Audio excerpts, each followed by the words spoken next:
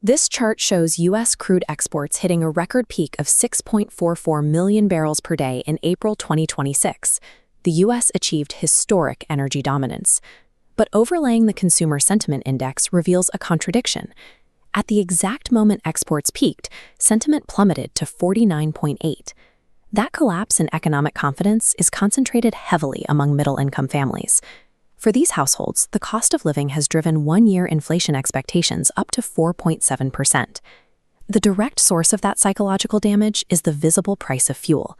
In May 2026, the national average for regular gasoline sits at $4.30 per gallon, while diesel remains at roughly $5.50.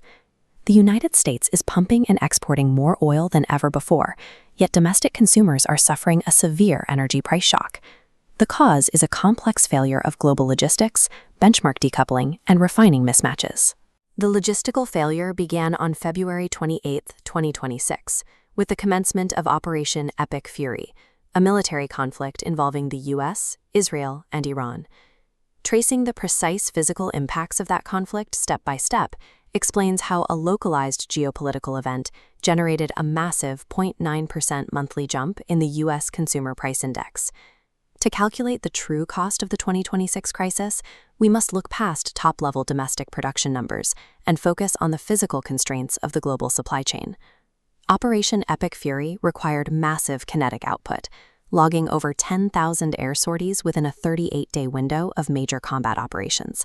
The immediate logistical consequence was the loss of commercial access to the Strait of Hormuz, the world's most critical maritime oil choke point. The passage was shut down by a dual blockade.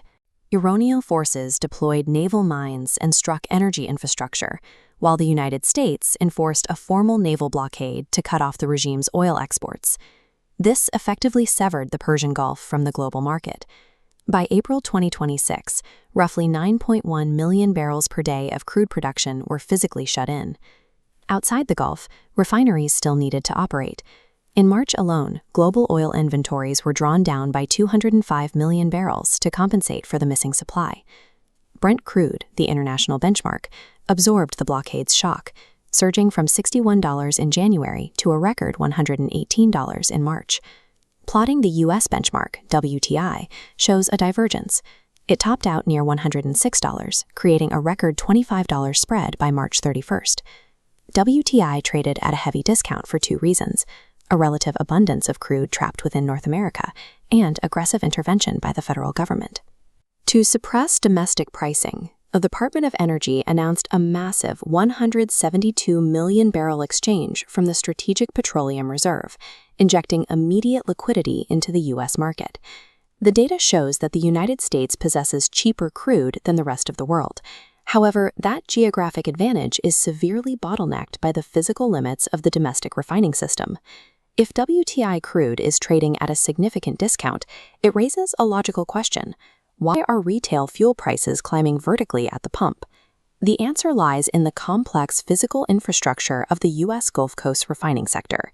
These massive facilities are highly specialized, built to process very specific chemical grades of oil.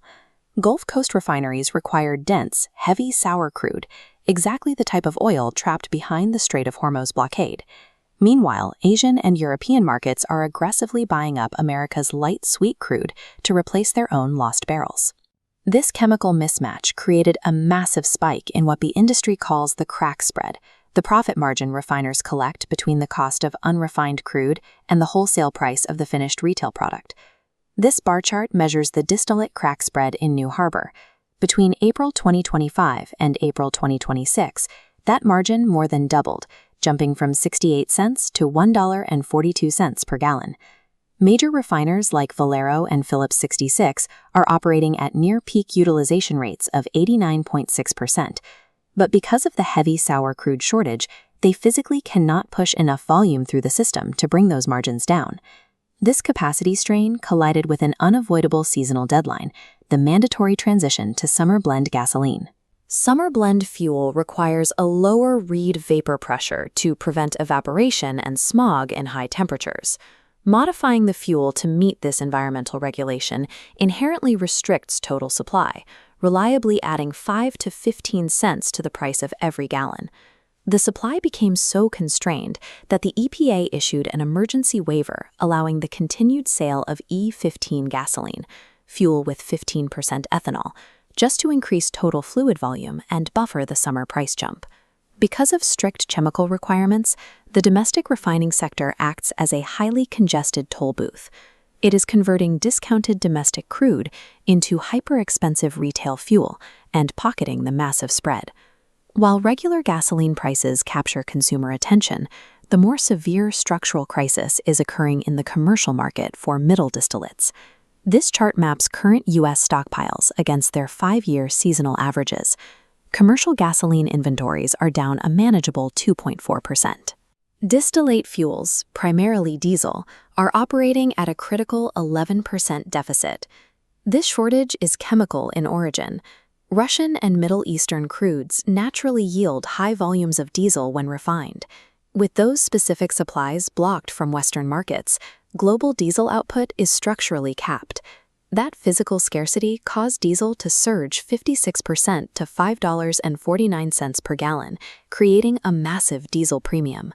In May 2025, diesel cost just 37 cents more than gasoline. By April 2026, that gap stretched to a record $1.19 per gallon. Diesel is the global supply chain's lifeblood. It fuels massive freight rail networks, heavy maritime shipping vessels, and the domestic trucking fleet. The timing is particularly damaging for the agricultural sector. The fuel spike coincided directly with the critical spring planting season in the Midwest, drastically increasing the cost of running farm machinery. Furthermore, fertilizer prices are inextricably linked to energy and natural gas costs. High input costs at the planting stage lay the mathematical groundwork for severe food inflation at the grocery store later in the year. A diesel shortage acts as a systemic, unavoidable supply chain tax, increasing the final cost of every finished good in the economy. This flowchart isolates the pass-through impact of that distillate shortage. Economists estimate that the 50% surge in diesel prices since February has directly added 0.5% to the headline consumer price index through inflated logistics and agricultural costs alone. Factoring in all variables, the total headline CPI jumped 0.9% in March 2026. Driven by a massive 10.9% increase in the energy index, it was the largest inflationary gain the U.S. economy had recorded in nearly 4 years. Stripping out food and energy reveals that core inflation rose a relatively mild 0.2% in the same period. The data proves the March inflation spike was entirely energy dependent. The secondary ripples of that energy spike are already hitting related sectors. Commercial airfares, which are highly sensitive to the surging costs of jet fuel, rose a staggering 14.9% over the previous year. The pain is distributed unevenly across the country. Isolated refining markets, like the West Coast, are forced to rely on expensive petroleum imports. In California, average prices eclipsed $6.01 per gallon in late April. In response, the federal government pivoted its energy policy. The Department of Energy pursued a strategy of energy dominance, issuing emergency orders to preserve baseload power plants and insulate the grid from further shocks. Financial institutions warn the market has not yet stabilized. Goldman Sachs projects that if Middle Eastern crude exports do not normalize soon, Brent crude could average $120 per barrel in the fourth quarter. The Energy Information Administration maintains a more moderate structural outlook, assuming a slow decline as production shut-ins are removed. Even in this scenario, the EIA forecasts regular gasoline will average over $3.70 per gallon for the remainder of 2026. Until a diplomatic resolution reopens the Strait of Hormuz, the rigid physical constraints of the refining sector mean the United States cannot drill its way out of the bottleneck. Ultimately, the American consumer bears the cost of geopolitical warfare.